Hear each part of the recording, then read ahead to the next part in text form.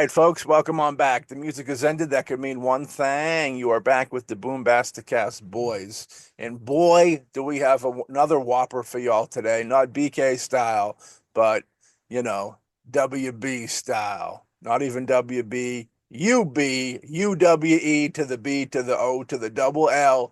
Uwe Boll back in the building. Our boy, the king of the independent world. Love this guy. He's the shit. Super talented, super diehard independent guy. Take no gruff, born tough, like Armie Hammer. You might like to enjoy some muff dinner time. Maybe we'll cut that out. You never know. Maybe we'll keep it in because we keep it rugged and hard over here too. And it's no disrespect. Huey loves it. And yeah, so we got Uwe Boll coming on the show again today. Super cool dude. We're going to be talking about his upcoming film. Um, much like Prince, the artist formerly known as, we're going to be talking about the film formerly known as The Dark Knight. You know what I mean? Get a little bit into the change of the name, why it happened. Um, Once I've seen that, I go, oh, someone's going to give him trouble over that. You know what I mean? Just because, of course, the Dark Knight deal. Um, there's a little full power in the interview I remember where I don't think it was a Christopher Nolan. I think The Dark Knight wasn't. I think The Dark Knight was a couple graphic novels by Frank Miller. Well, I mean, the thing is that if you're going into Batman comic book lore, Yeah. he's always been referred to as the Dark Knight. Well, he even Okay. has, yeah, Frank Miller. Well, I mean, hmm? Frank Miller, who did Sin City, it did like The Spirit. When he took a run at the Batman franchise, that was the names of his graphic novels: Dark Knight Returns, Dark Knight Rises, I think just The Yeah. Dark Knight. So it kind of spawned from there, you know what I mean? Well, I mean, the thing is, nothing, not taking anything from Frank Miller, but I do believe the Dark Knight moniker for Batman was Yeah, even a lot earlier than that. It's perhaps. kind of like, um, everyone knows Batman, but he's referred to as the Dark Knight. With the Batman, you had the very child friendly type, and I want to say they started to even go more into I want to say the 80s or like the late 60s into the 70s and then really taking hold in the 80s. I want to say is when they start really moving the Batman from the campy Adam West type into more of the darker type that we all know and love. And the Dark Knight has always been kind of used as kind of a nickname for Batman. It's like Batman, the Dark Knight, kind of. I think it was really brought on to start trying to tell people that we're taking it from the child friendly aspect and giving it more of an edge. So the fact is that probably when Frank Miller started using the Dark Knight as titles, that's probably when Moniker. the uh, the moniker became copyrighted. Okay, but technically, the Dark Knight is just a reference, another nickname for the Batman. And technically, I don't think it should be considered copyrighted. But then again, when you're dealing with DC, anything that could even remotely tie to their property, they probably copyrighted. They Yeah. probably even copyrighted the word "the" in the Dark Knight. Huh. So I'll get into a story about the copyrights that we've actually dealt with in the boombastic world with superhero stuff. But with that being said, we've given too much. We don't want to talk about Batman in a situation like this. We got the Bowl Man, and that's what we're going to tap into. So, ladies and gentlemen, welcome back to the BoomBastiCAST for I believe to be the fifth time. That's an anniversary. That's what is that? What's the 5 year thing? Is that diamond? Is that gold? Is that silver? could be. I don't know. I mean, you haven't given me our engagement present for the last 3 years. It's So coming. It's always gold with Yui. So welcome to the BoomBastiCast for the fifth time. The always great Yui Bowl. yeah. Ladies and gentlemen, welcome back to the BoomBastiCAST. Uwe, how you doing? Good to see you, bud. Yeah, I'm in Germany and it's dark here. I just ate. Everything's good. I had 2 glasses of wine, so I'm Ready to I'm rock. ready to roll. Yeah, very cool, very cool. Well, you got a lot of stuff's going on right now, which is cool. Last time we talked a little bit about run, and we were talking about the first shift. Um, we figured we're gonna tap into them a little bit later, but we want to jump into the Dark Knight, which is kind of the current thing. I think you just got off the set maybe a couple weeks or a month or so ago. Yes. Yeah, Armie Hammer is back in business basically. It was I mean, he's a very strong, very good actor, and he played that guy very, very ruthless. That is what I wanted. So think about like the Equalizer, but maybe not so nice. Nice. as the, Okay. as the Equalizer. Like it's more like a harsher version of it. And we did it. I hired Olaf Ittenbach for the blood gore effect. So he did various of my films, but he's his own director, and he's very, very good with gore. And because I wanted the real impact, like this kind of, if somebody gets stabbed, let's show it for real. If somebody gets shot, let's really blow the brain out. So it will be a very hard film, but it's exactly how I wanted it. And this kind of what Run was, this kind of realistic drama about the migration thing with the boat people, and it escalates also in a lot of action in the end. But that film is basically an action film from the beginning to the end. And I didn't want it to have him like this kind of clean. I want also that he has a dark side, and that's a little. I mean, I got as you maybe read, like DC and Warner already emailed me that I cannot use the title. They will sue Yeah. me to the end. So, and I think I have no chance. So we will rename the film soon. We have a lot of proposals, so there is no chance to it. But in a way, when you think, I wrote to Warner an email back. Of course, I didn't really react it. Only the attorney read it.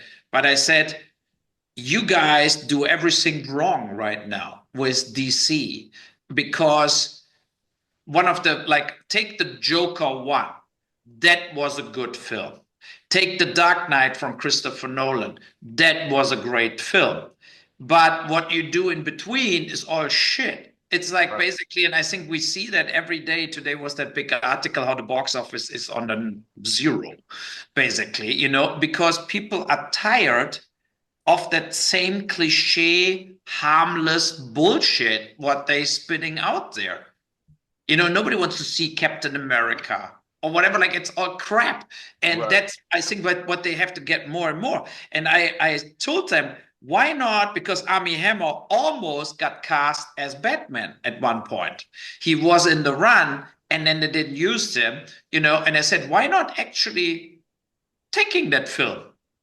Get it from me. Like, it's a smaller film, but don't worry, it's way harder as all the films you do, and maybe it's exactly what the audience want for Dark Knight. He doesn't have the Batman costume on, but of course is also maybe not even necessary. But why not, like, having this kind of spin-off, like the Penguin was, what was okay with Colin Farrell. That was a good production, and it has almost nothing to do with Batman. So, and I said, why not doing another spin-off where Armie Hammer plays a vigilante? And who knows, maybe it would fly. So, but of course, I didn't react to it.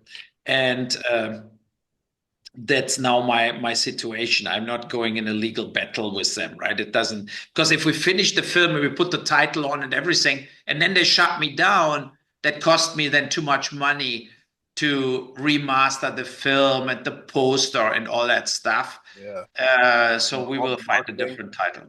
Yeah, all the marketing and stuff would be all Yeah, wasted, you know what I mean? yeah, yeah. When I first heard The Dark Knight, I was kind of curious so that if that would happen because I know that they Warner Brothers and or Marvel they get super like they're very protective of that stuff. You know, I remember 20 years ago, my first movie I ever made was like a low budget, super low budget superhero movie. I had Lloyd Kaufman in it, and I remember even then he says you can't put superhero. They own that. You got to do superhuman. You can't do superhero because they'll sue you over it. Yeah. So it's kind of crazy. And I know like some underground rappers. I know a dude named Ill Bill who made a project called Cannibal Hulk, and he got like a cease and desist just for having Hulk in the title. So like they're super like anal Yeah. about that stuff. Yeah. But it's kind of bullshit because when you go on IMDb, there was a Dark Knight in the 80s. Has nothing to do with Batman. That didn't Really? shut this down, you know. So there are some other projects where you feel okay. In general, the Dark Knight are two words. You cannot really protect these two words, Yeah. you know. So and the Black Knight was actually in various of this old Ivanhoe kind of King Arthur films, you know. So that's the thing. It's like I think they retroactive try to protect stuff. I mean, Batman, I understand.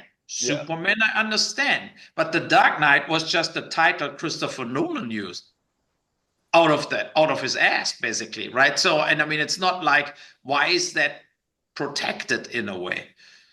That's and that's I have a problem with this. But look, Yeah. in the very end, it's not worth it. And I hope like what I did yesterday, Uwe Boll Raw, like with Gary Otto, we talked about the movie industry, how dead it is. But the Berlin film market was very bad. Like the markets are like now we coming into this moment where that hype around streaming goes slowly away, where they produce less, and now they buying tons of like today when I put here Netflix on, there was like Taylor Sheridan 1883 on, like Yellowstone on at Netflix. What Yeah.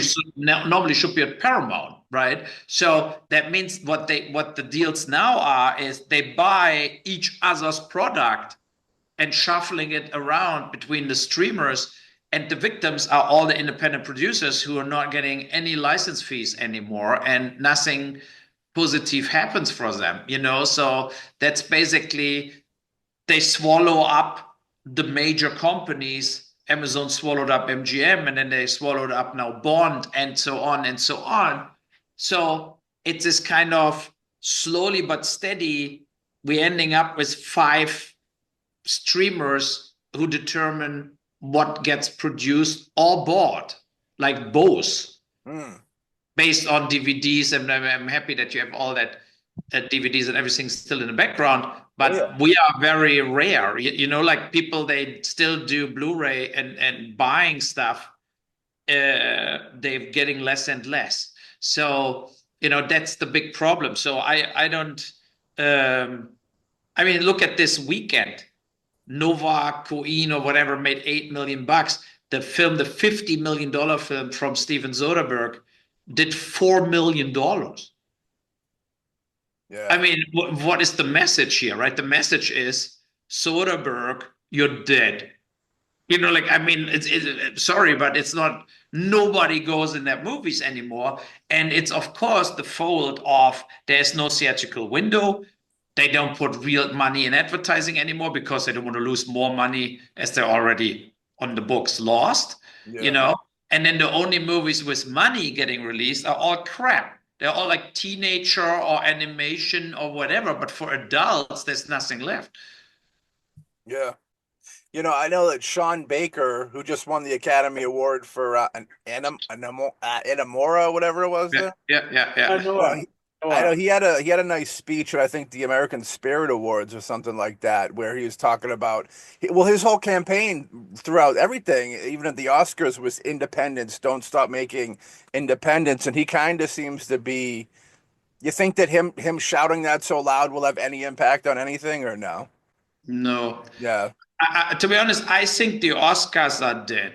yeah, It's like I did in my last podcast, I went through the whole history of the Oscars. And when you go in the 80s or 70s, when like Jaws or Clockwork Orange, whatever, lost. You know, like you look at the competition. The nominated films were all better as all the films in the last 10 years produced. Where you really look at this and you think like, okay, Apocalypse Now didn't won. Platoon won, but then the Deer Hunter didn't. You know, like you watch this stuff and you think like they were all better as The Brutalist. I mean, sorry, nobody can watch this shit, right? So, I mean, that's the problem. You know, Conclave or whatever, that are all like straight to streaming productions who are no theatrical appeal to nobody. And I think Anora is funny because I didn't watch it so far, I have to say, but Bill Maher made a joke about it. And he said, like, look, as soon as you have a prostitute as a female lead, you win the Oscars. And then he came in with Julia Roberts, whatever, like all that films where girls played indirectly prostitutes and they won 25 Oscars over time.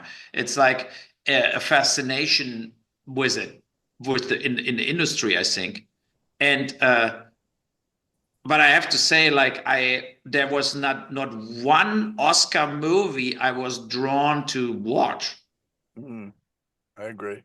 Yeah. So, and I'm sure they're all not horrible movies, but I talked to people, they walked out of The Brutalist, they walked out of Conclave because it's not about the Pope. It's about like they're all like whatever transvestites or whatever, you know, like where you feel already, oh God. Yeah. Yeah, you know, I mean, what the fuck is that? Why is not that one more film like now where Gene Hackman is dead, right? And you see like the classics he was in, or the Eastwood, like Unforgiven, like, you know, like this kind of movies were still movies. Right. Classics. Yeah. Yeah, classics. And there was a story what they told, and an interesting story. And it was not this kind of check marks with all the diversities you need now to get a green light. No, it's really, I think they dig themselves in the hole. Yeah. And now they're not getting out of it. So you have this kind of festival movies who go to Cannes, Venice, Toronto, Berlin, then getting nominated for the Oscars, and they're getting hyped and hyped and hyped, but only under themselves. Yeah. You know, they don't get it that the majority of the audience will not get attached to this kind of films, you know, so they just give a shit. And I think that's the big problem. It's really like this kind of, and the Oscars, I think the last 5-6 years, they went so down that now they don't have, there's no draw to it. It's like the audience knows instantly if this movie is nominated for an Oscar, I better don't watch it. Yeah. True. Yeah. It's I'd love to do. You said you did a rundown of the Academy Awards recently on your show. When did you think the break off of like artistic, respectable films kind of dropped off, and all these like cookie cuttery, like fill in the box type of movies kind of moved in? I think between 2000 and 2010. Yeah. The decline really started, and then at one point it was completely over.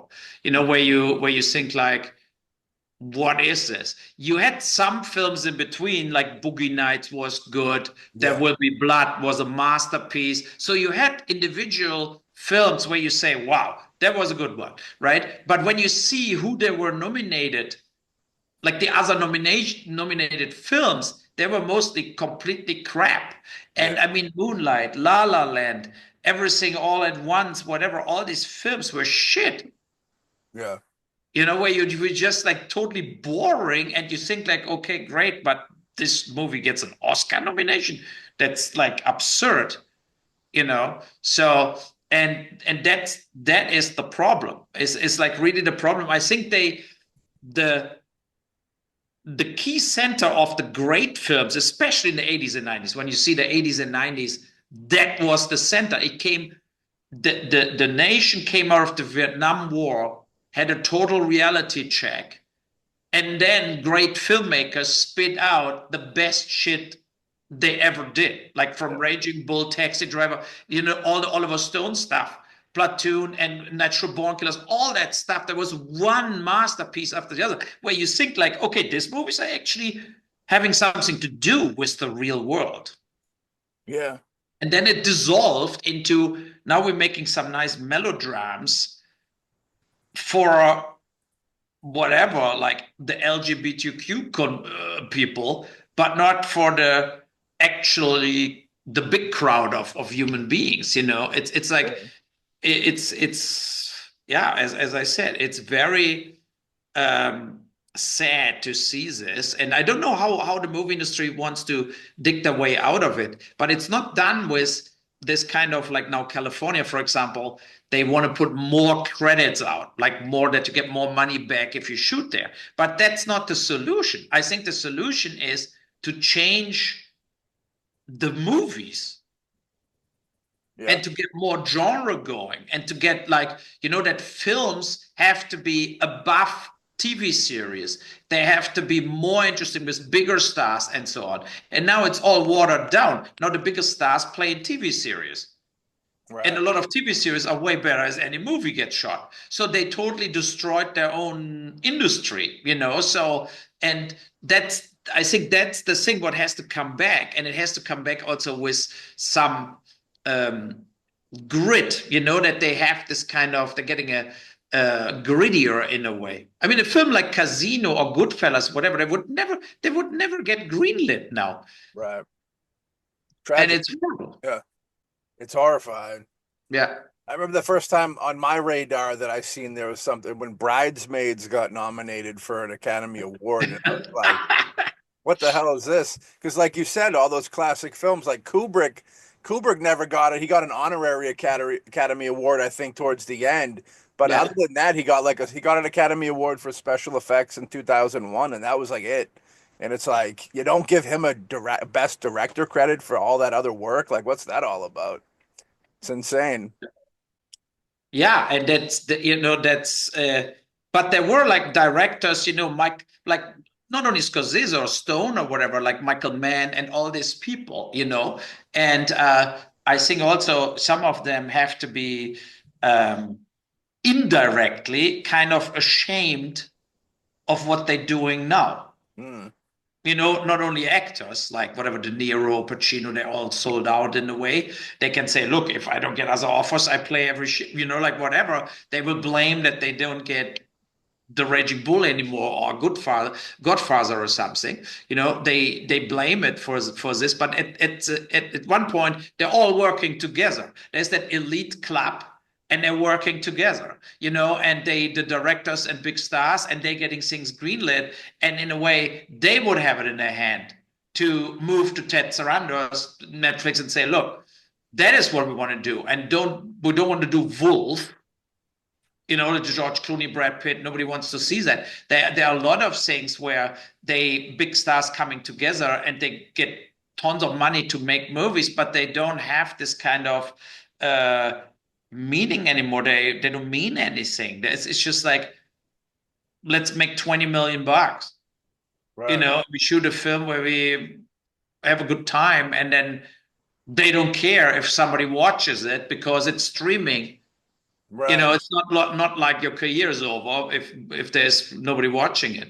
And that is the thing what I think has to change. And it has to change also that they're getting off their stupid algorithms, and you know, and think about what it is. Look at my first shift. I mean, I'm writing it 20 weeks in the top 10 of Paramount. 20 weeks now. It's insane. And you think they give me any money for First Shift 2 and 3? They said they would give me some money, and then they never came up with a deal. And then they're producing films for 60, 70 million bucks who are disappearing after 1 week. So, I mean, one thing in First Shift, if you're 20 weeks somewhere in the top 10, then it looks like the people watching it and the people like it. Otherwise, I mean, they have no political reason to keep me in the top 10, right? I mean, I would be happy if I disappear out of the top 10 because they, you know, it was just a cheap acquisition for them. But then, like, to not give me money to make more First Shift, is insane because it breaks their own rules of clicks, so, and that's right now, that drives me insane. I'm like very pissed off about it because I felt, okay, look, if I have something what works at the streamers, they will give me also money. And that I, after all that weeks, don't get the call, don't get the email, don't get the return saying only over third parties. I had this discussion with them, not myself, like a kind of an agency. And they said, oh yeah, they can give you like 950,000 for the streaming rights for the US for First Shift 2 and 950,000 if you do, because I said, let's do 2 movies back to back. So we have 2 more parts, right? And because it's cheaper to do it, of course, organize it in one shoot. And not even this came on not even this came in writing. 950 is a fucking joke. It's like the catering budget of any Taylor Sheridan show, right? Yeah. And you feel like, so they're not even giving me 950,000 for a second part. I mean, what the fuck I have to, like what I have to do wrong here or what I have to do different. It's insane. And then other shows, they show 1 episode and then they greenlight the second season for like $50 million. You have that all the time when you read the trades, right? And where something starts, like there is now on Apple, is a thing dope thing, whatever. It's like 2 cops, whatever they're getting, like in the drug trade. So first episode came out. Everybody, oh, it's so gritty, great, blah, blah, blah. Yeah. Second episode came out, oh, it gets boring, it's dragged out. But they already have the greenlit to do the second season based on the first episode. So if people can make a decision like this and don't get fired, and then you have 20 weeks something. I will send you a thing we put together with all the rankings of First Shift. If you have 20 weeks nothing, you think it's crazy. I sent it to a few Paramount people I found on LinkedIn, whatever, right? And one guy is like one of like really executive president, and he like love it. It was his reaction to, look at this here, First Shift is running like crazy. Then I wrote back, yeah, but with love it, it's not done. Like I'm waiting for like that we join forces so I can do more First Shift, right? Since then, no answer. No, do you think like, what the fuck? I mean, it's like the thing is like, I'm too long in the business to care about like, when that's the reason I talk openly, as you know, in every podcast. I don't get people away with it. It's this kind of like, I'm not the guy who just pussies out and kiss everybody's ass. That's unfair. That's absurd. And that is whoever is not giving me money for First Shift 2 and 3 is damaging the business of Paramount Plus. That's the fact. Because you're spitting money out left and right, 50 million, 60 million, and then you get a film for like a cheap film shot in New York, and it outperforms because the chemistry between the actors was good. That's the reason, because the 2 actors work good together. It's funny and it's interesting and people watch it. So period. And to not give me like the full budget, they should not give me 950,000. They should say, look, we give you $2.5 million per film. Boom. Yeah. Then I can properly shoot both films. 5 million for 2 more films. It would be an absolutely no-brainer for them. But I would take also the 950,000 and try to make it work with all kinds of other stuff, so other sales in Europe and so on. So it's, but it's very disappointing. It's like, it's almost absurd to look at this. And 5 million is like nothing to them. You know what I mean? It's not even a lot of money. So like, what do you think? Do you think it's a relationship that maybe they have a personal relationship with the people making those products, or the people making that content is like giving them control of everything, like the money, the wand to be able to be like, we don't like that, change that immediately. What do you? There has to be some type of favoritism. You know what I mean? 100%. Yeah. It's kind of. I think if you're like a little guy working in that streamers, you make one wrong decision, you get fired. so they're making no decisions. Yeah. And then you don't need all these people. And then Brad Pitt goes for dinner with Ted Sarandos and walks away with a $65 million greenlit for a film he wants to do, but nobody gives a shit about. Right. As we see now, because what that big stars all did is they destroyed all credibility, because everybody of them had absolutely disastrous like flops. Yeah. It's not a given anymore that if you are like Brad Pitt or George Clooney, that somebody would pay 1 cent to watch you. So, and I think that it's all the relationship between the big agents, you hire them, hire, like this kind of like, I represent this guy, let's make it work. I can bring you this guy, I can bring you that guy. And it's, it's this kind of, they all go for the market share, and they don't have to really report the individual results per movie or TV series, and like they will say, okay, if we get 10% more market share within a year, we tank $600 million in productions, and it's all one block. It's not anymore that film has to work or that film has to work.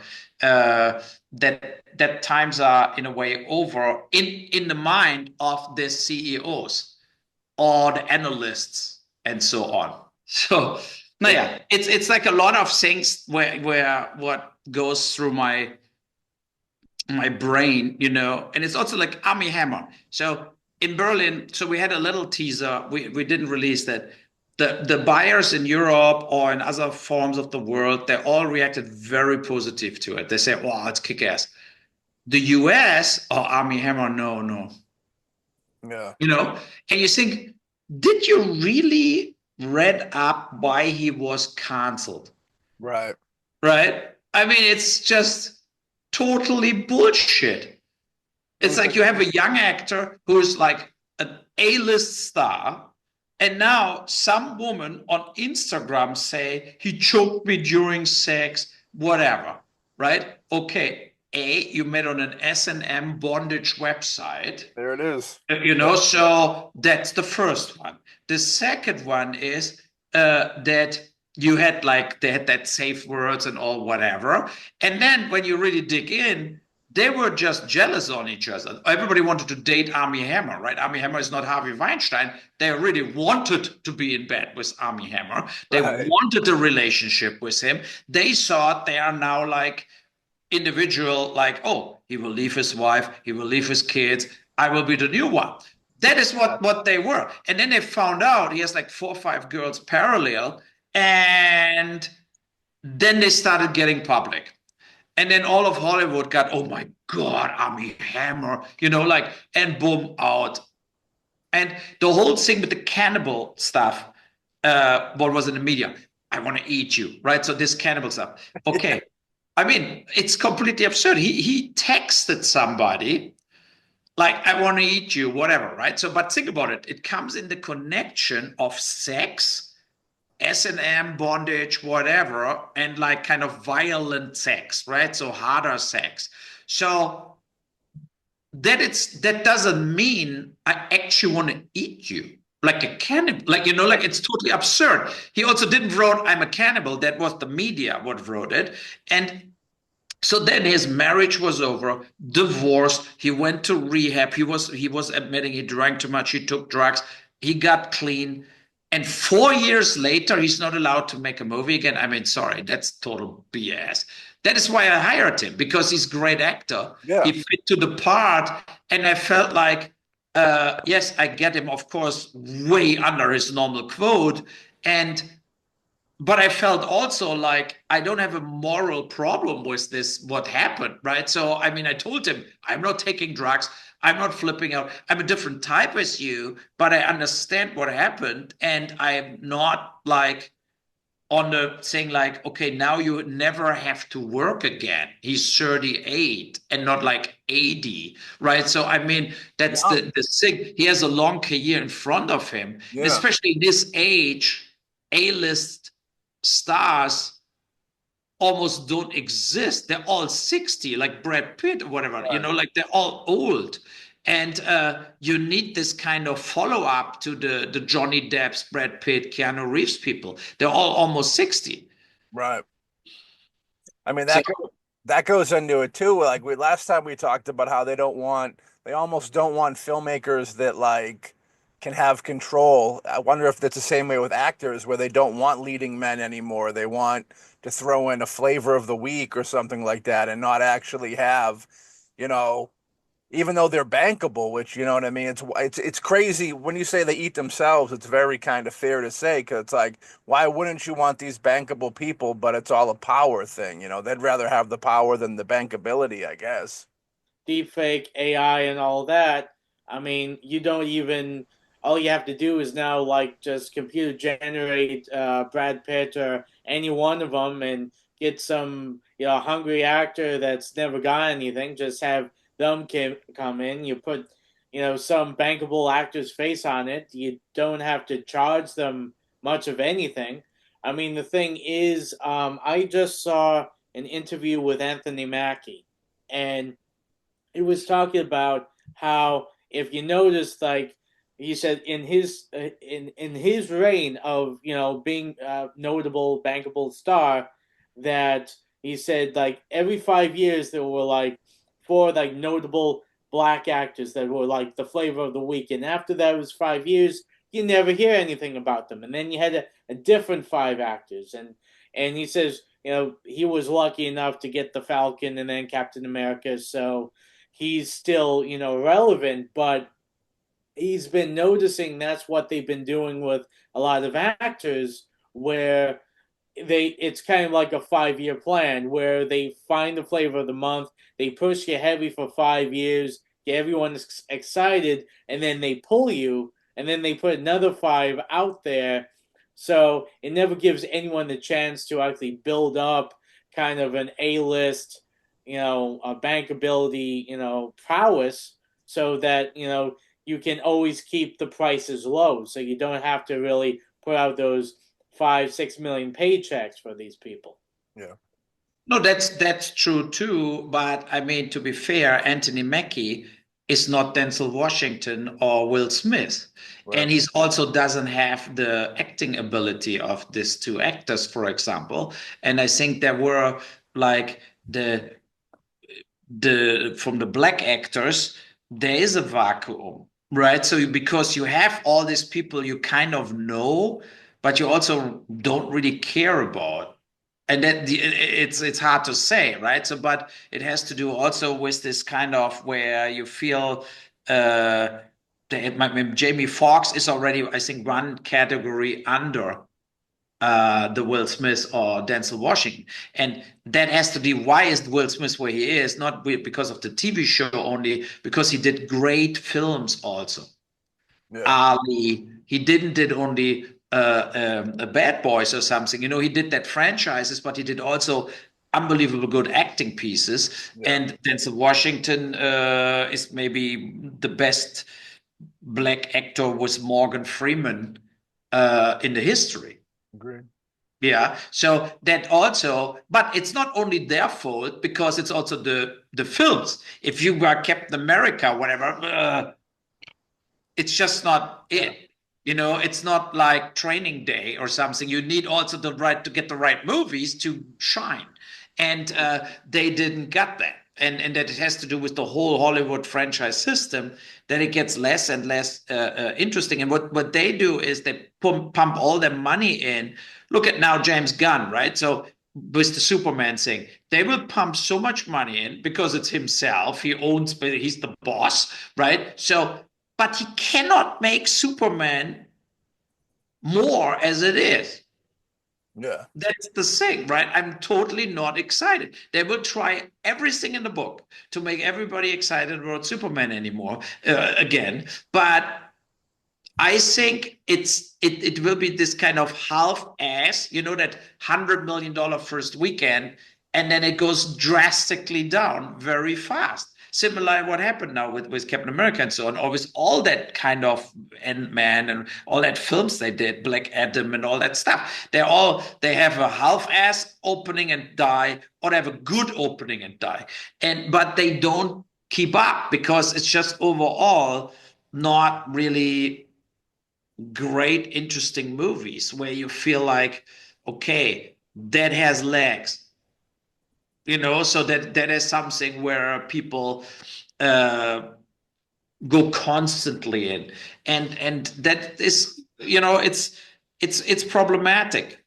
But I understand them too, right? I understand them why they do their jobs, because it pays the bills, it makes money, and I think that the beginning of the end was really this kind of that people from tech companies now making the decisions. I agree with that. And they don't have a real connection to material or stories. They just don't have it. Yeah. It's a content deal, like you were saying, how a lot of those the big streaming sites buying each other.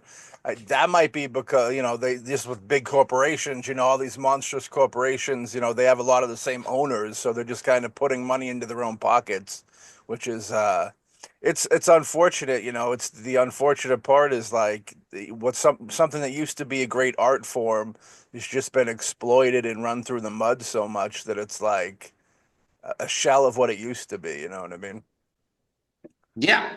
And I remember when Orson Welles did an interview shortly before he died, right? And he said, we live in the age of film. Like, film is the art form of the 20th century, right? And now in the 21st century, we have to say, not anymore. I mean, it had that peak, and now we are on this film turns into extended TikTok videos. Right. And then we have the younger generation who are only watching the TikTok videos, who have like my son is in the other room right now. He's not watching the show. He's watching videos like on YouTube, right? So one after the other, like, okay, get this way. And then, and when you say, why you do this, why you don't follow a story, just watch a full film. No, it's more interesting, right? So, but that is already what happened because of social media, what happened to the brain.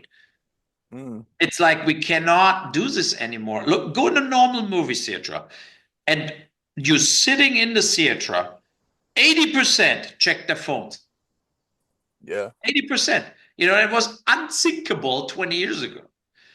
If you check your phone, people would yell at you like, Right. back your fucking phone up, but now it's unthinkable that you don't check your emails, or did I get a message and somebody WhatsApp me, whatever, because you get nervous on your own sitting there through a half-assed movie where you feel like, I should watch that at home for free in 2 months.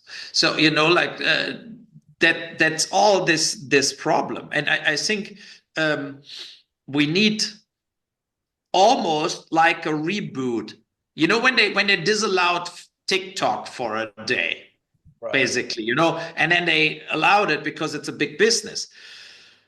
I think overall the human future would be better without social media. It would be better if you would have just like YouTube, for example, right? But that I think YouTube is okay because it's like what we're doing. It's also democracy, right? You have a shop, you have or Spotify, whatever, you do a podcast that is longer. People have to be longer on it, but you kind of have to disallow everything like Instagram and TikTok, what is demolishing your brain, because it's like quick, and it gets addictive. And when they see that you watch something longer as another one, they feed you exactly this. If you like sports accidents, the algorithm will get it. And then you get flooded with fucking sports accidents till you're dead. It's horrible. And I think that we're shuffling our own grave and the grave of the young generation, that because what they lose then is reading a book, reading a magazine, watching a 2 hours movie. All of this dissolves. That's a big, I think, risk what we're taking in regards of how we want to live. Like, if the attention span of everybody is only 20 seconds in the future, I mean, how people want to go to work and stuff like that. You know, like, I mean, how you want to focus on something. Yeah. That's really bad. That's really bad. And but we're not stopping it, right? Because everybody where we can grab some money. I think TikTok got not disallowed based on it's too big of a business, and they felt, okay, let's just buy it. Let's make it American owned. Yeah. But we continue exactly the way it is, but we give a shit because now we own it, we make the money, you know, like something like this. I mean, but it was not like really thinking about like kids or, you know, like who has a benefit from something. Yeah. So in regards of school, that people are able to learn better and stuff, that all that stuff doesn't help that you get better in school, that's for sure. You're a creative guy. Have you ever have you ever personally just thought about where things will be in 20, 30 years, 50 years from now? Like, how bad do you think the end game of this could actually reach?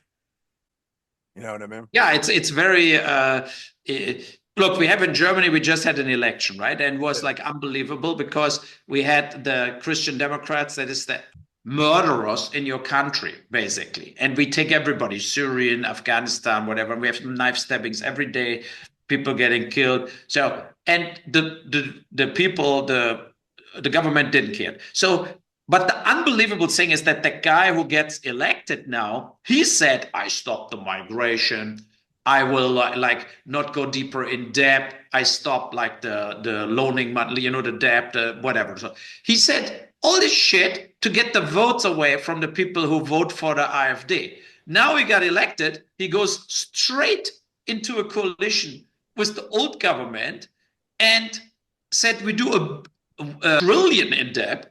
And then migration, because the other party said to him, we're not doing any voting with you if you close the borders, you know? And before he said, I'm closing the borders, everybody gets control. And now like, I never meant it. And like we're sitting here, and I mean, I'm happily that I didn't voted for him, but he said he doesn't want the AfD. He doesn't want to do a coalition with the AfD. But with the AfD, he would have also more a conservative party helping him, doing exactly what he promised before the election. But he doesn't want to do it. So now he makes a coalition with the parties who were in charge in Germany and destroyed Germany the last 3.5 years. And everybody has nothing to say. And that's the thing where I feel like not so positive about the future in general. I think in the US, they're doing it right now. It's a mix. They're doing it right, that they go after bureaucracy and senseless spend and whatever, right? And I think I've a lot of sympathy for it, what Elon Musk is doing there. And I think it's necessary to do the chainsaw and then maybe hire people back or reinstall people, you know, when you feel like, okay, that was a good thing, we should bring that back and don't cut all of this, you know, what you're actually doing, you know, like, and not like paying you a salary and giving like 2 guys in Africa a bowl of soup, but you make $1 million a year, because that is what happened in all that NGOs. So, and I have a lot of sympathy for it. But where I think Trump is dead wrong is the tariffs. I think that is completely bullshit and only makes everything more expensive. If, you know, if you say everything from Canada gets 20% on top, yeah, but who pays this? The companies who order wood from Canada, oil from Canada, gas from Canada, they will pay it. Technologies like Taiwan with the chips, with the computer chips, I think that was a good move. You know, you make big tariffs. Now Taiwan is producing chips in America and hire people to do it. And that makes sense. But if you do basics like food from Mexico, fruit, or from Canada, the gas and stuff, what's the point? It's like completely bullshit. It makes everything more expensive. You drive the inflation up, and you know, you also don't then people say, fuck that, too expensive, I don't buy the bottle anymore. So Napa Valley wine doesn't get sold, and French wine doesn't get sold in the US, besides to millionaires who buy Chateau Lafite for $3,000 a bottle because they give a fuck. We had days where you put the tariffs on and off. at the same time. So think about the border patrol people or the customs people. I mean, what the fuck? They don't know what to do. I mean, you cannot like change a tariff. Like somebody brings whatever, drives with a truck from Canada over to the US with wood on. Now, Trump just tweets 20% on everything. You know, like, and then like, now you do the paperwork 5 minutes later or 2 hours later, we're holding up on the truck. We're holding it. So that's not fair to the borders, to the companies, because you cannot calculate like this. You cannot, like, if you have businesses going and you order steel or whatever, you know, it's like, or take Trader Joe's and Walmart, if they get fruit from Mexico, like, you know, like they have to still put the price on in the supermarket. If they don't even know, we lost completely control of what an orange cost, because today was 20% plus, tomorrow 20% not. So we don't know. And that creates chaos. I think if then do it one time firm and stay with it till you found the deal you really want. Yeah. You know, but you cannot, like, within 24 hours with Canada or Mexico, there was between 24 hours, in 24 hours, it went on and off, and then higher and lower, like out of his ass. Like basically he sits there, no, if they do 20%, we do 50%, like total bullshit, where you think like, what are you doing? So that's the thing where I have a problem, you know. And I hope when we move it forward with the Ukraine war. So he said he will finish the war in the first day. That didn't work. So I don't blame him for it. I think the attitude he has to finish the war is absolutely necessary and important. But if now Putin doesn't really sit down and try to settle this, you have to support the Ukraine. You know, like I'm not a big fan of the Ukraine. I think they are corrupt, whatever, but you cannot just let Putin get away with total bullshit that he for 2 years says, I want to negotiate, I want a real peace, whatever. And he just said, I don't want a ceasefire. I don't accept a ceasefire. I want a real deal, right? Okay, then what I expect from Trump is tomorrow on Monday, he says, okay, then let's do the real deal, to not do a ceasefire, but then let's meet this week and get it over with. And not the third party guys. He needs to do it with Putin and Zelensky. They can do it on Zoom, whatever. I mean, maybe if these two guys in the same room could be horrific. You know, you saw Zelensky in the White House. He would maybe physically attack Putin and try to kill him. I'm not. I mean, I think Zelensky is. He goes for it, and so. But you can do that with Zoom. But they need to talk it out. It's like you cannot have a negotiator flying to Putin. Putin says, who the fuck, walk away. You know, like, that's the thing. That's the thing only these three can figure out. And there he has to do the game he's good at. You know, he has to try to get both feeling like winners. That they're both getting away with it. Like, look, I got what I want. Zelensky thinks, oh, fuck, he didn't remove all his troops. He will keep some territories. But at the same time, Zelensky will make shitloads of money with the rare earth stuff, that other deal they did with the oil and gas stuff. You know, like, so, but that is what Trump needs to move forward now, so that Putin cannot secretly win and win and win and win, you know, and like, carves more and more territories out, and then like in half a year he has like half of the Ukraine occupied. That's unacceptable. You have to say, okay, now we have to freeze where the border is. Like basically he keeps around 10% of the Ukraine, and we have to stop the marching forward. If you don't want a ceasefire, whatever, but we need to really move it forward. We have to sit down now and discuss a solution here. It's too expensive. You know, it's like it's not only the humans who are dying. I think there Trump made a good point. Like, it looks like in Europe nobody cares that so many people die, but it's unfair to everybody. But also Putin has to learn that he cannot get away with everything. You know, that he feels like, look, in 2 years, I go Moldavia, Litauen, like all that other countries, and I carve half of it out, and then I settle. I mean, he has to get the message, like, Right. that's now the end of war. Like, settle this now, and then we have to make real deals that we de-escalate the whole East-West situation again. So, that's the thing. So I hate the Europeans, what the German policy, they're going full on war. Like if Trump doesn't support the Ukraine, we support the Ukraine. It's like the British guy, French and Germany, they're totally like warmongers, like let the Ukraine fight, and I think that's very cynical and it's not okay. So I'm totally against the German policy about what they do with the Ukraine. And but you can also not like tell everybody I talked to Putin and he wants peace, and then Putin proves he doesn't. Right.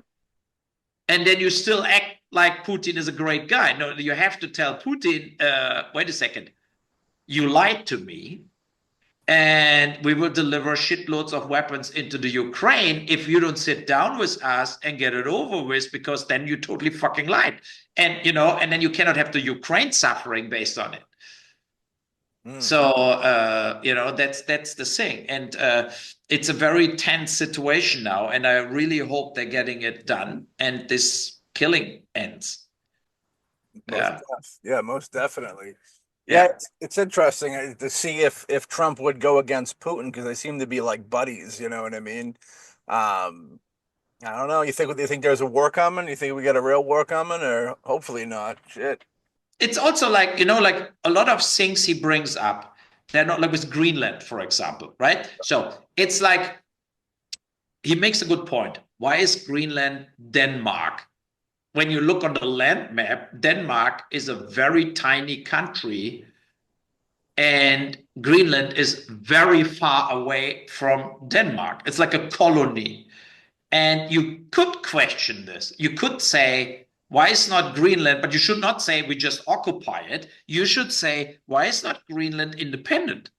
And we can station their troops because it's this kind of Arctic, like, with the Chinese and the Russians with the submarines and everything, like where you make a deal with Greenland and you tell them, look, you can do whatever you want. You can be part of America, or you stay completely independent.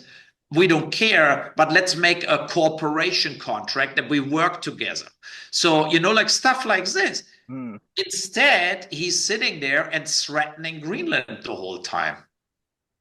And I think it's the wrong way to do this, right? I mean, the Greenland people, they don't know even like, what is this? What does that mean? Like, I mean, there are barely people living in Greenland, and Denmark will not start a military war against America if American troops arrive in Greenland, but you can negotiate that easier, And I mean, the thing with Canada is completely insane. It's like, what is he thinking? That all of Canada, what is like 15 different like states, will be one state in America. I mean, sorry, but if you propose be part of the US, you're not getting one state, you get like 15 states, and because they're also French-speaking Quebec and whatever, it's just a total insult against Canada, what he's pulling there out of his ass, basically, only because Wayne Gretzky said would be great. You think like, yeah, good for Wayne Gretzky, but you really think, what that would mean if you would really morph Canada into the US. So yeah, you don't have borders, but so what is it then? The Canadian dollar has to go. The Canadian government has to go. That takes 10 years to organize that shit. So, and we're not in a war anymore where you say, we just invade Canada. That didn't work out a few hundred years ago. So it's like, it's this kind of like, make it a proper proposition and try to really find a political majority thinking, overall, when you see long term, when you set the world in 20 years, right? Think about it. Here's Alaska. and in the middle is Canada, and there's the US. You could do one North America, right? So you could do this, but then you have to really make it good for everybody. The traffic is then, you have no more borders. You have one currency, what also would be good for the Canadian currency, I think, if it's the US dollar, like all that benefits everybody would have. But you cannot say, we make Canada the 51st state or whatever he says there. I feel like every Canadian will say, no fucking way. He's like, he's spitting things out, like totally wakes up and has another idea, that comes up with this stuff. And it's refreshing in a lot of things, but it's also like where people say, look, why you not focus on like things that really matter for now? Yeah. So and that's the thing. Yeah. Yeah. Well, I mean, with Canada, I think one of the big things is, I mean, first of all, the idea of, bringing Canada into the U.S. and all that. I think the main reason why he wants to just like grab Canada as a whole, even though, as you said, I think there's 15 territories in Canada and not consider them 15 more states, because if he did do that, then he would be giving the power over to the Democrats, because those states would most likely be Democratic, not Republican.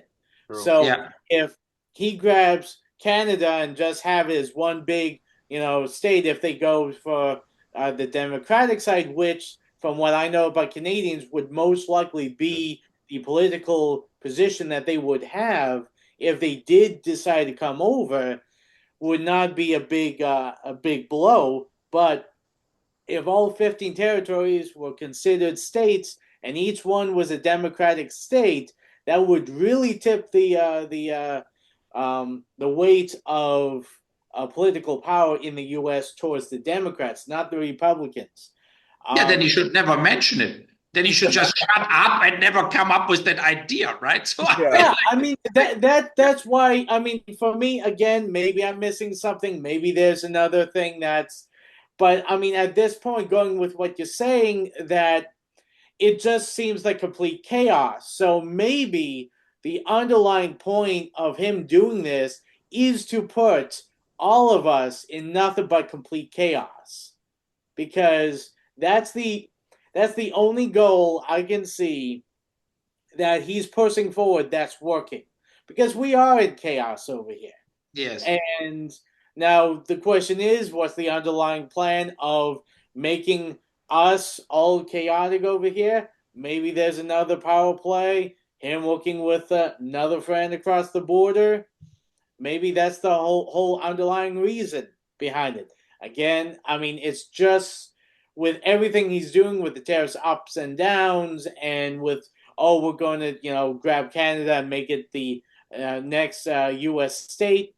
I just think that there's a lot of just trying to throw everyone off balance, so we are not in the position to be any kind of a threat to anyone in the future.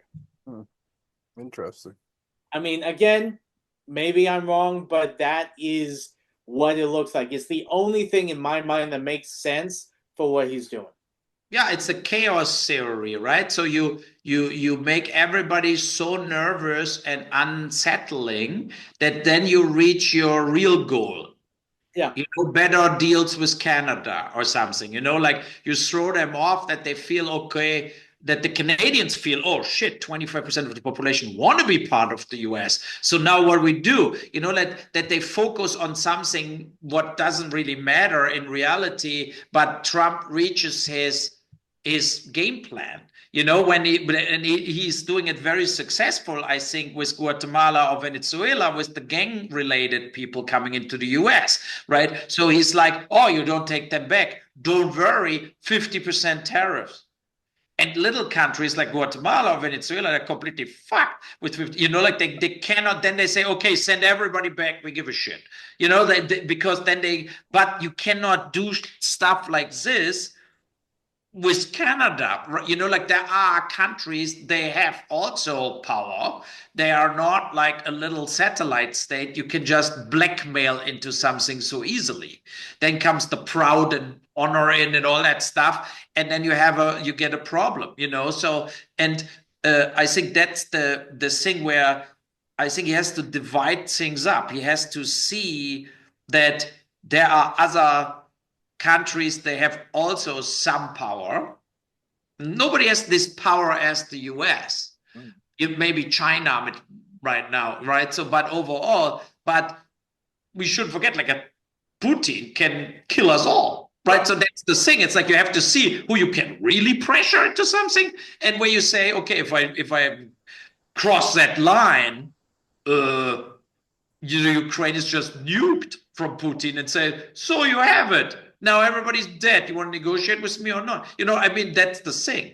And I think where Trump doesn't have this, you know, I watched that whole thing with Zelensky. I watched the full 50 minutes in the Oval Office. Yeah. And I felt that Zelensky was way more aggressive. He was not clever. He was in a way, whatever they said, he added things on, you know, he corrected them. And it was absolutely on his fault that he escalated it up. Because if you know Trump, you know you cannot, in front of the press, the cameras were running, talk with him like this. Right. You will get it drilled up your ass, and then he throw him out of the White House. So Zelensky was an idiot in that meeting, you know, but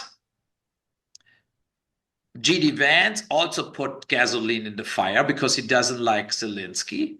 And I think that Trump, in a way, enjoyed, again, as you said, the chaos, right? He knows if I keep playing this, Putin will be very happy. You know, he will say, like, look, Zelensky's so fucking idiot. You know, like this kind of, like, Putin was very happy about that escalation.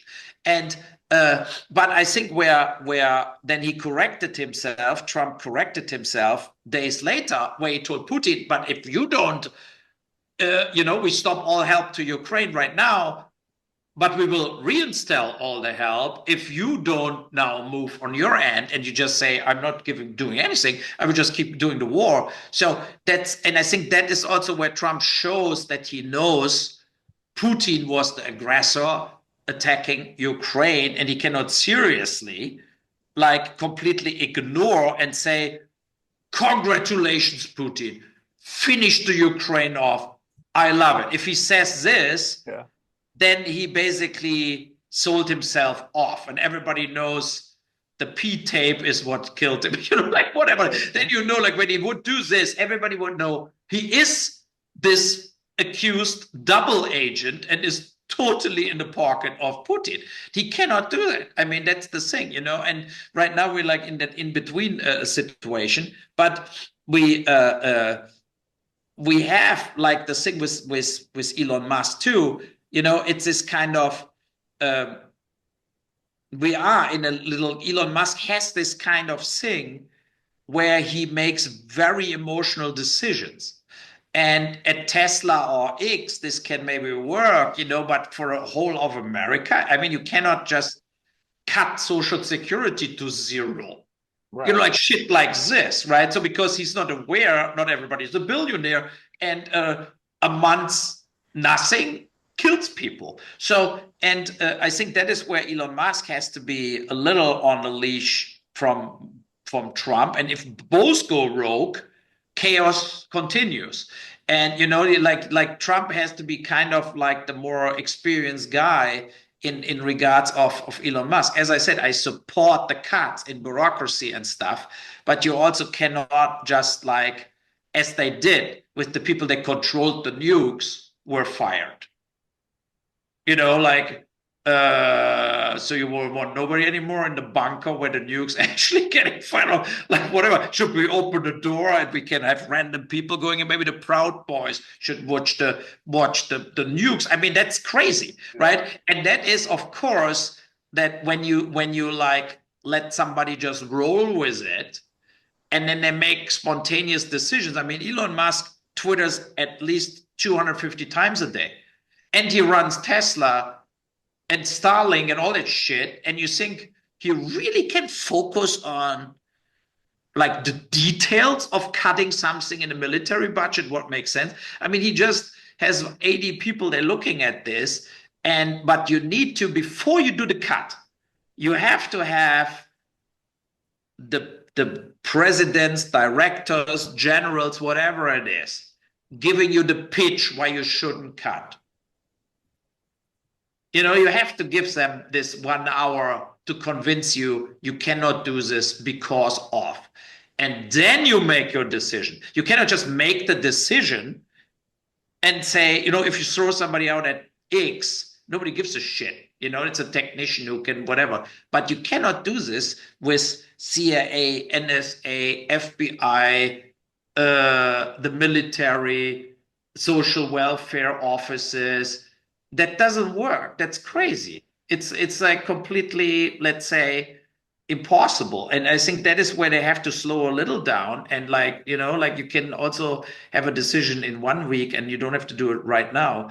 And that's my problem with this kind of I like it that they do what they said before. I like it that they move on with a lot of things that were senseless, but you also can do too much too fast.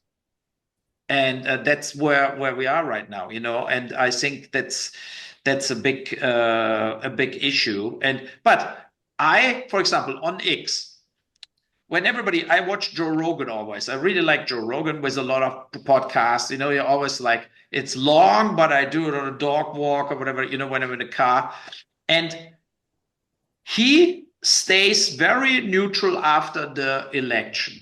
And he calls out still bullshit where bullshit is. It doesn't matter if it's Republican or Democrats. And I emailed him. I didn't get an answer. But the reality is, I'm still shadow banned on X.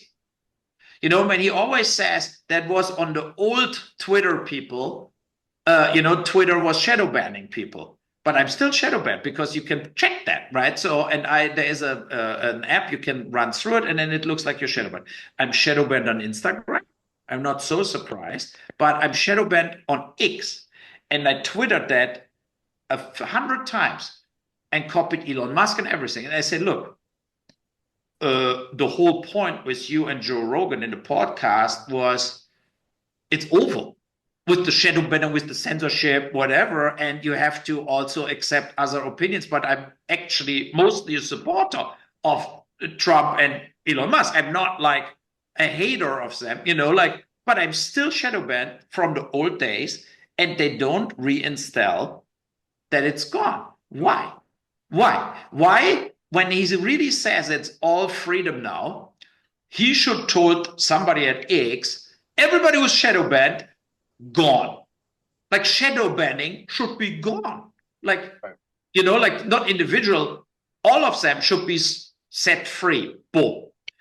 And that I'm still shadow banned, I check that every 2 days, is blowing my mind because I feel like, okay, what is if it's not true that they say they don't do censorship? You know, like because they blame the Democrats for all this tainted informations, MSNBC, CNN, whatever. And I 100% agree. 90% of the American media is Democrats and 10% is Republicans.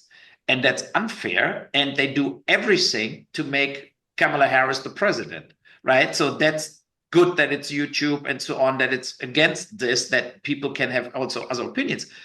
But you cannot say what you want is that everybody can express whatever they want, freedom of speech, you know, and then you actually still have shadow ban things. That's absurd almost. And that makes me a little skeptical about the whole thing, you know, so where I feel like, why is not pushing the button and stops shadow banning? Yeah, I agree. You have the check mark for X, like the blue check or whatever? Yes. I think, yeah, that's really interesting because I figured that maybe that might, if you didn't have it, maybe that would be a reason. But if you got the check mark, man, that's kind of fucked up that that you got shadow banned still. Yeah.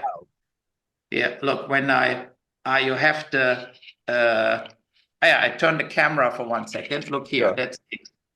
You see the oh yeah. This user may be shadow banned, tweets may not appear in search results.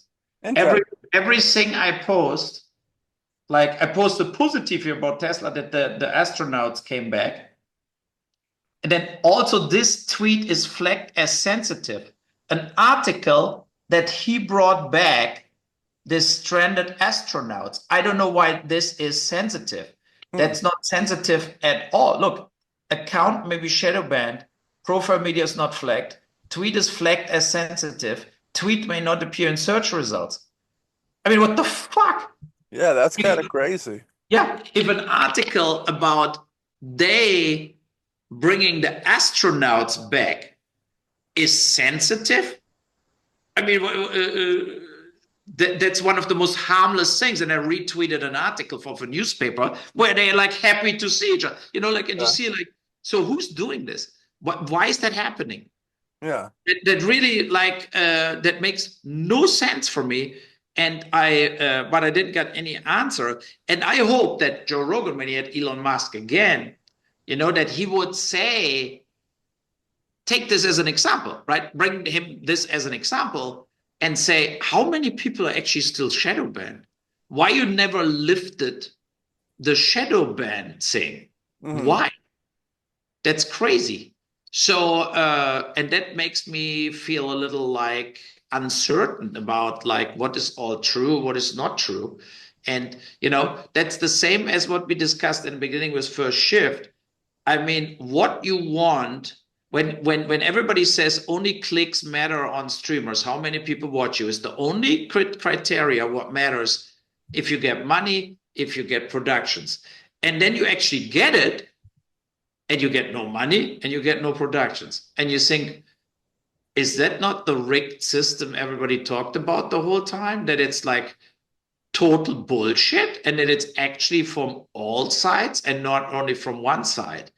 And that's the thing. It's like where you feel a little this kind of, I mean, let's say it this way. I know why I made so many very nihilistic movies like Rampage and so on, because I think what Brandon Fletcher says in Rampage is very true. It's completely fucked up and they're all fuckers. It's like this kind of, it's like ridiculous. It's you think that they're, the same way that like I guess the Democrats they had their like campaigns with Kamala and stuff and shadow banning stuff, and they do things a little, under the radar. That the opposite has to do the same thing. You know what I mean? And you have their people that they are blocking out. It's I don't think it'll ever be fully free, like you said, it's freedom of speech and do as you wish. I don't think it'll fully be that, you know what I mean? Yeah, because what I hope that if then somebody would look into it, that Elon Musk would say, they do that behind his back. They do that. They never told him that is still on, because I think I'm shadow banned since Jack Dorsey owned Twitter. And so, and I think that he would wake up and say, yeah, that's ridiculous. Everybody will get fired who's shadow banning. We lift up all shadow banning. And I think that this basically the people who work there are still doing it without even telling him that they don't lift this. And he thinks it's all, but that was my hope, that he would say, and Joe Rogan would say, how the fuck is that even possible? When you say everybody can do whatever they want, then there cannot be shadow banning. So, and that they both, and that Musk would say, oh yeah, I cannot believe it. So I will give the order now to lift all the shadow bans. So, but if it's not the case, if he knows it, if he agrees with it, then it's kind of total BS, where you feel like, okay, then shut the fuck up and don't talk anymore about like the total freedom here of speech and press and art and whatever, because then you're like the same phony as the other guys, but from the other side. Right. That's kind of, that is this kind of, it's still in my back head, like this kind of, what is this? Like, why is that happening? Yeah. So it's crazy. Son, he does a whole bunch of stuff. I wonder if he's not in the know as he likes people to think he is. You know what I mean? Like if he's just almost the face and the voice of this thing, and there's other people bigger than him running it. You know what I mean? I mean, he cannot physically run all that companies and the government, and like I mean, that's just impossible. Yeah. It's just not doable, right? So, and it's also very risky because if an individual person can basically say to Ukraine, we switch the Starlink off and you have no more internet, that's not how it should be. Because that's too much responsibility, so where you feel like you cannot have an individual guy basically having the most satellites around the globe, around the stars, and he could say we shut them all down because I give a fuck now. Like I mean, then you have to like interfere and say no, they are like for the world very important because people need to communicate, and yeah, bad people communicate also, but you are not allowed to shut down all communication. So stuff like this, I think it's very, very important to not have in the hands of one super billionaire, Right. and that's not okay. And I think that there was a good note I read today on Twitter. Like a guy said, all the Democrats flipping completely out that there are government cuts now, bureaucracy cuts and NGO cuts and whatever, because they always thought that they own that money. And they never accepted that it's taxpayers' money. And that's the same in Europe, I have to say, from the Green Party and Social Democrats, whatever. They think the tax money, what comes in, is their money, wherever they can do whatever the fuck they want with it. And that's basically treason. And I think that is extremely developed in the brains of Democrats and the woke culture, the cancel culture, that they just think it's a given that you can spend trillions of dollars a year because you didn't work for it. Right. And that it's like, who cares? And that, I think that changed now with the new government. And that's a good thing. I think that changed. But when Elon Musk said he saved so much money, now it's $700 for every American, then also, let's say from now on in 1 year, we want to see that money flowing to everybody. So it's not done with saying it and then spending it for something else. It's only done if you did the job. Like when you say, look, we cut so much away from the government waste. Now every taxpayer or every citizen gets a check of $1,000. Then you're great. Right. So, but if it never comes, and then it will be like, in the very end, like 3-4 years later, you think, okay, where was now actually my benefit of cutting all that stuff? Then, they have to make it feel that the people feel it and see it's coming. And then what we have in the opposite here, what you have in Canada at the opposite, and what you have in Germany in the opposite is like this kind of all the refugees, all the migration, all the help, and we're helping everybody in Gaza, whatever, like terrorists getting money and so on. But the people in Germany saw only one thing, that electricity, gas, and fuel and food got 30% more expensive. But they didn't get 30% more paychecks, right? So they got 4% more on the paycheck. And that is what the German population felt. And that is why they voted for Merz, and they thought he will make the policy what he says, that German taxpayers getting a relief, and we stop paying every migrant who comes here like $2,000 a month and free housing, right? So, and now it continues. And that's the thing in Canada too. Look what in the BC, in British Columbia, where my second home is in Vancouver, the government is the left party. They are really left, way left as the Democrats. And because of the tariffs, they teared down all the charging stations from Tesla in British Columbia. So And then people say, yeah, but I have a Tesla. Right. So, I mean, like, why you do this? It was a political move to Yeah. piss off Elon Musk.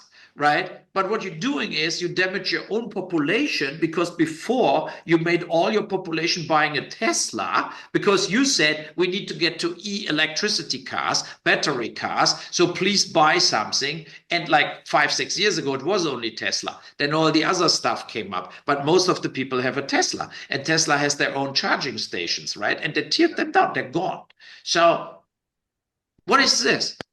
That's not like we show it to the Americans. That is like we give a shit about our own population. And that is what they did. I wrote a lot of things about the homeless and drug addicts in Canada. In Vancouver, it's the same like San Francisco. It's like there is no human right for zombies running around in the city and blocking the traffic, laying on the sidewalk, shitting in their pants, dying left and right. It's not their right, but the left thinks they are heroes. It's good. You give them more free drugs so that they're getting higher all the time. Yeah. And that's the wrong approach, right? The right approach is we need safe and clean inner cities, and drugs are bad. And we have to get them off the drugs and give them real rehabilitation centers outside of the city. And that is where we spend the money for. But we're not spending any more money in policing, ambulances, reanimations. And at the same time, nobody wants to visit Vancouver anymore. Nobody wants to live there. No restaurant can be open. And because we have 5,000 homeless people running through parts of Vancouver. And same with San Francisco. They dropped 25%. Tourism dropped 25% because of this. So, and that's the thing. It's like, I think the insanity of the left is visible for everybody.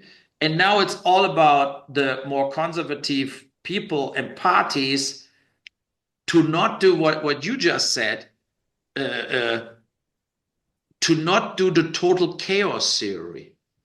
They need to be firm, and they have to do what is necessary, but they cannot have a blast throwing everything into total turmoil, where people have no more, like, you don't know what tomorrow is, Right. So yeah, so that's the problem, and that's the problem with I think right now with the Trump government.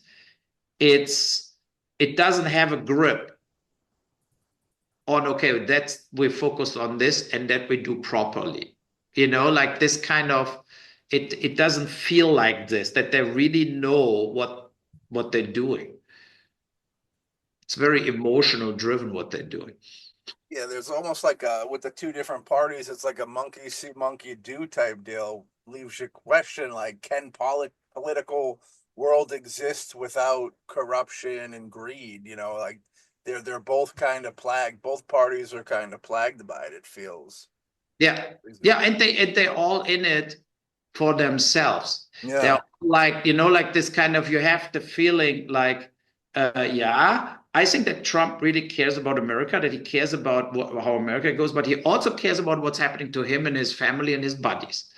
Yeah, and like, and that's the thing where when these sides collide, you need to make the decision for the people and not for your 10 buddies, because you promised them something what now doesn't work. Yeah. Then you also need the guts as the president to say, look, I promised you this, but the damage is too big on the other side, so we cannot do this. And and that's the thing. It's like this kind of, they throw tantrums against each other. And as you see in British Columbia with the because look, if you move the charging stations away, that's a long-term damage. Because if tomorrow there are no more tariffs, what is 100% possible in Trump world, that tomorrow he wakes up, fuck it, no more tariffs. Right. That charging stations, that will take 7-8 months before they put them back. Right. But you then are totally stranded.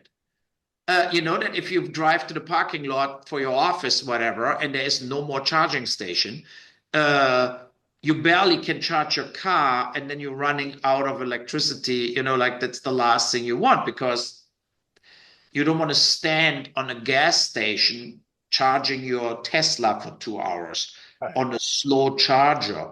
That's the reason to sell your old. I mean, I'm not driving an e-car. I'm not buying an e-car, to be honest. I don't.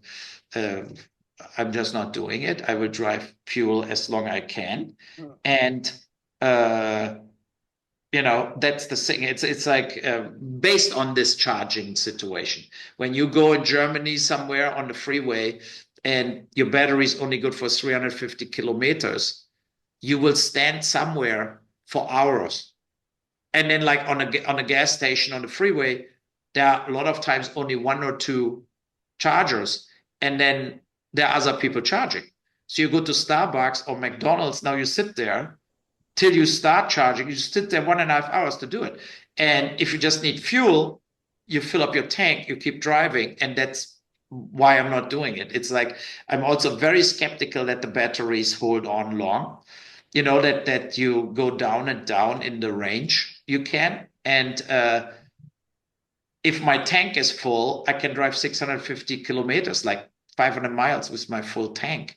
So, it's like with a battery, maybe 300 miles or less.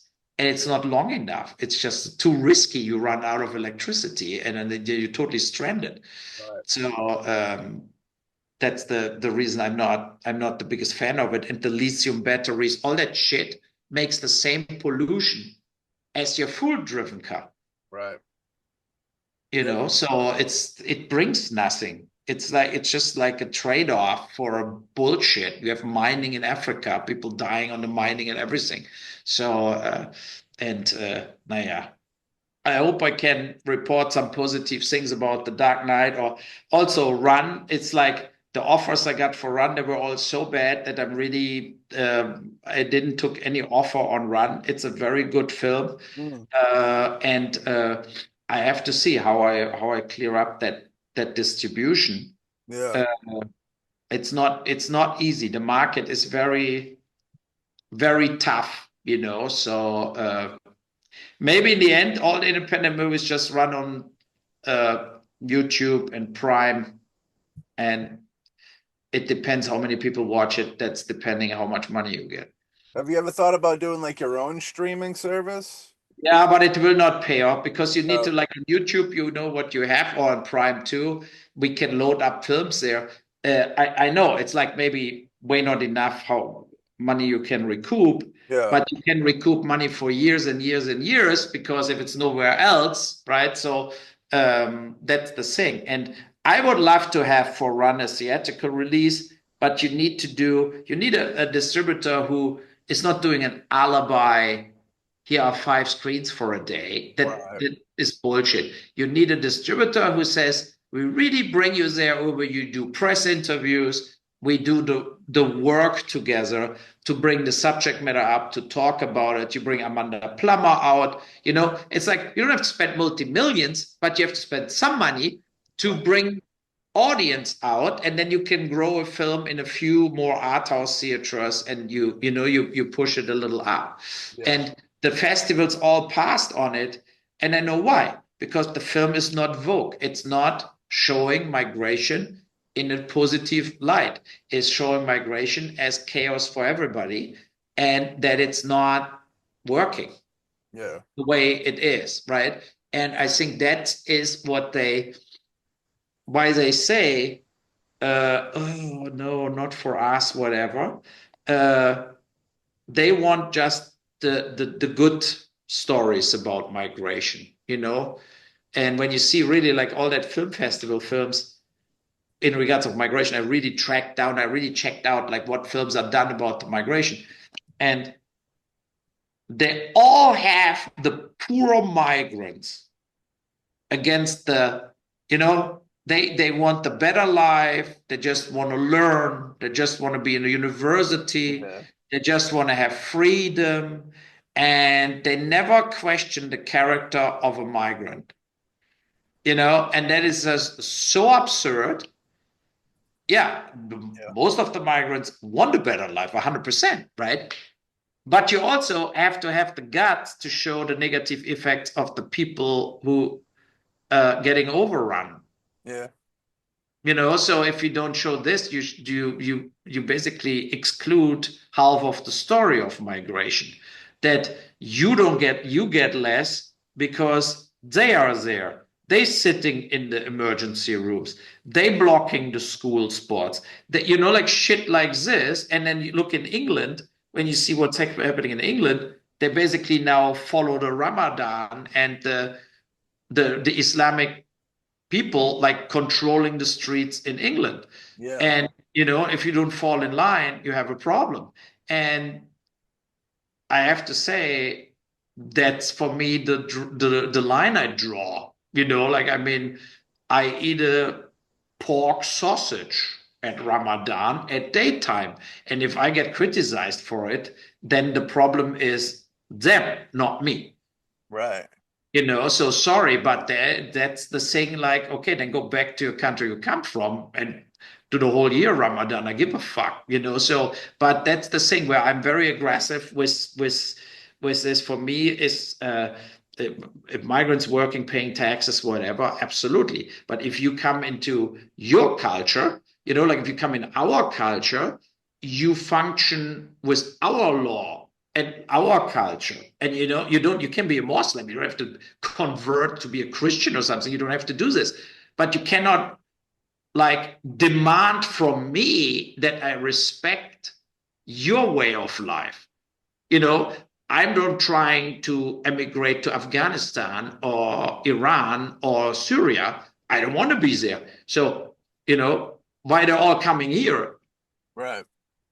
So that's the thing, and I think that's the if you don't teach them that, if that is not the message, if the message is, oh, we come with open arms, you're the best, like whatever, it's good to pray on a carpet in the middle of Times Square in England and block all the traffic.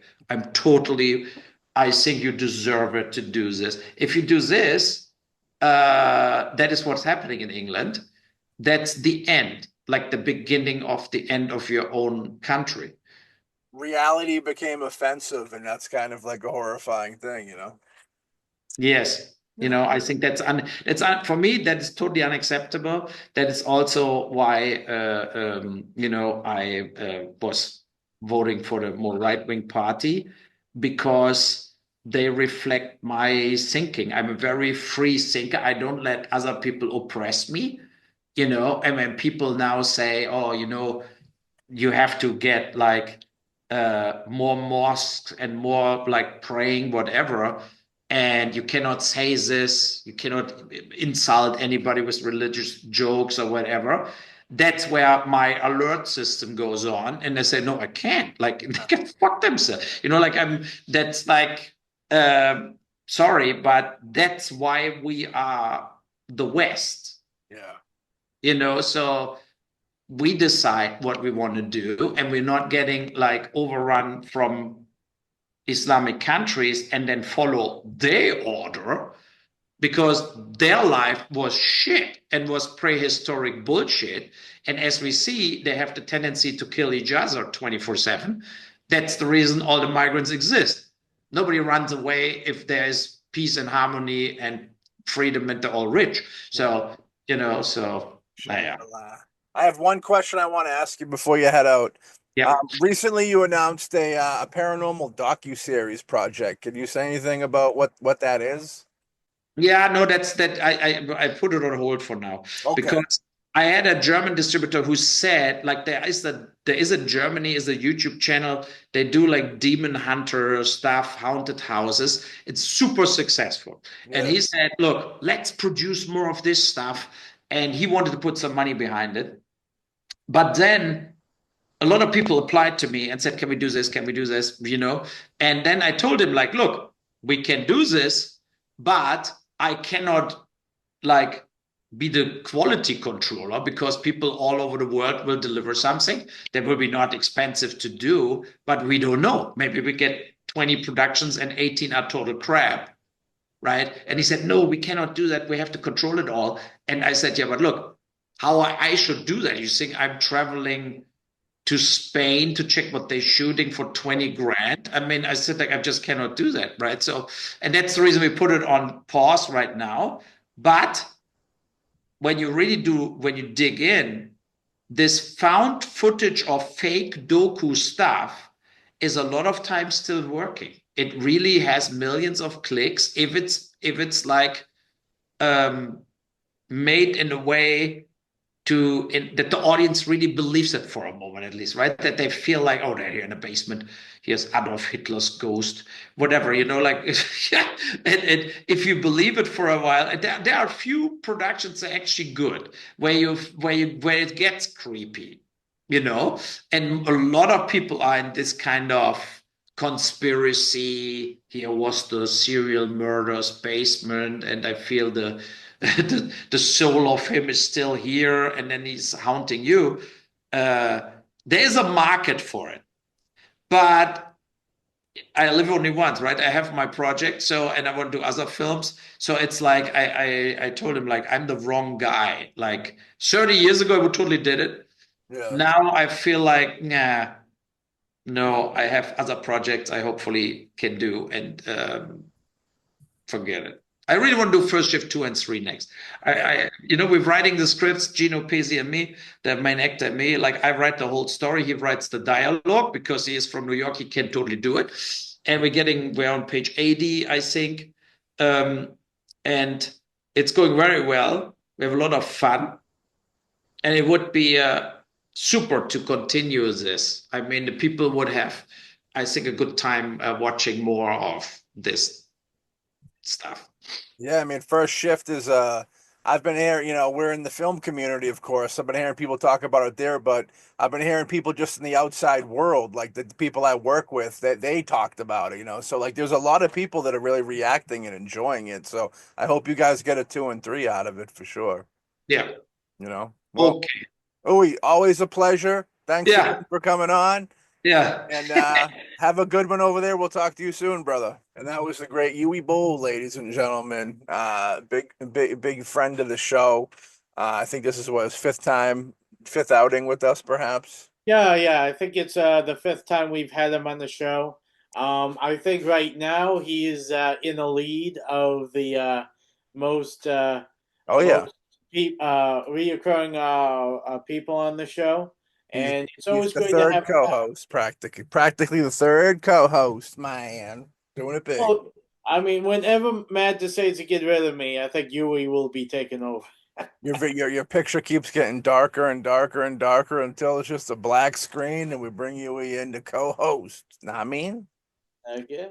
But always love having him on the show. Great dude, super independent. I was talking to somebody the other day about Uwe, and I was just like, the dude's killing it. Like he multiple films a year, still being able to make films. You know what I mean? And his peer group makes more films than the people in his peer group from when he kind of popped off. You know what I mean? And loves film. And I love the balls to the wall. I don't give a fuck. No fucks given. I'm gonna do it my way. I love that. That's the true spirit of the independent dude, and super nice guy. Always a pleasure sitting down with him, and we're thankful to get the time with him, dude. Super good dude. A little upset to hear that paranormal thing wasn't rolling because we briefly started talking about being a part of it, which would have been cool. But if it ever does pop off into a reality, it's a there's little birdie told me you could see Boombastic Boys involved with something like that. You know what I'm saying? Good. With the great Ray Booten and the great Alex Hauck doing it big. You know what I mean? But always a pleasure having Uwe on. Fantastic. You know what I mean? Get into talk about all types of things, and they're all good, man. They're all good. You know what I'm saying? So I'm hoping to see 2 and 3 because First Shift was really fun. Me and Hawkman got to go see it. It played locally in our city, and we popped up and seen it. It was a Friday night, I believe. I could be wrong, maybe Yeah. I a think weekday. Yeah, it's going back a couple months, and I have the mind of an old man, so my memory isn't that fantastic sometimes. But I definitely watched it a couple times streaming, and I wasn't just whistling Dixie, I wasn't just blowing smoke. You know, um, out the outside world. We talked to a lot of filmmakers and indie filmmaker fans and indie filmmakers and stuff. And um, his first shift is actually a movie that God is my witness, hand to God. I've heard people on the outside world that don't get involved with the business talk about how much they like it, and it's a lot of fun. The show's really cool. If you haven't seen the movie, definitely go check it out. Paramount Plus, you know what I mean, doing it big style. I'd love to see two more sequels to it. You know what I mean? And for Yeah, five, it's been up there top for 20 days, he said. no, 20 weeks. 20 weeks, 20 weeks. So like it's one of those deals where it's like you have a movie that plays for 20 weeks. You know what I mean? That's legendary status, dude. You don't even get like, fucking Superman isn't even going to play for 20 weeks, you know what I mean? James Gunn. I heard that Superman's actually a higher budgeted Superman reboot, but when he was talking about that, it's like, yeah, you're not really gonna get anything new with James Gunn doing Superman, except you'll have a pretty good soundtrack to it. That's all you can really depend on. Um, but yeah, and Run, I'm looking forward to seeing Run because with his doing his balls to the wall, um, hard gangster shit. I definitely want to see Dark Knight, which will probably be a different name. It's going to be a different name by the time you guys hear this, and by the time it's released. But that's gonna be fun too. I've seen the teaser trailer for it, and it's hard, dude. It's good, and he got like some. I can appreciate the fact that he got a good effects team to do some of the gore in it because you got to have it. And Armie Hammer, the dude telling some chick just 'cause he likes to eat some ass and vagine, they made it out to be eating people for crying out loud. You know what I mean? The madness of it all. I I, hear we taste like pork. chicken with chicken. I didn't No, no, realize. no, no. We're long pork, man. That's what the cannibals call us. We're long pork. Really interesting. Yeah, you talk to a lot Yeah, of cannibals. yeah, yeah. Most of my friends are cannibals. Get him on the show. We'll talk about the lifestyle. I didn't realize that Army was so young. He's 38. I assumed him to be close to our age, but doing it big. You know what I mean? Heck yeah. So, with that being said, we're gonna sign off here. Much love to Yui always. Go check out everything he's got popping. I'm hoping that Run hits. I'd love to see a theatrical. If I had the money, I'd fucking just give him the theatrical. I'd say, let's do it. Let's double feature. Let's double feature. Let's make it a good thing. But his podcast too, which off the top of my head, I don't recall. He's got a couple podcasts. He has the Uwe Boll Network. So if you go peep that on Spotify, just type in Uwe Boll Network, and it's like one page for all the different shows. It's him and his buddy, and they review movies and talk about all types of cool stuff. So definitely shout out that. And Hawkman, what do you got going? Anything you want to say that you got going? Well, right now, there's not a lot I can say about it, but I will be shooting a film in June. Nice. Okay. With the Mahal brothers and Jay Horton, who's going to be directing the film. Again, like I said, at this point, I can't say too much Okay. uh, other than it's called the Apex Predator Club. It's going to be balls to the wall fun. I cannot wait to do it. Hopefully, if all goes well, shooting in June. The boys, the Boombastic boys, are going to be in NYC doing it big in 2 weeks. By the time you hear this, that's long past. But we're still doing it, which is nice. Branching out, hitting other states, doing big stuff, and having a lot of fun. Having a lot of fun.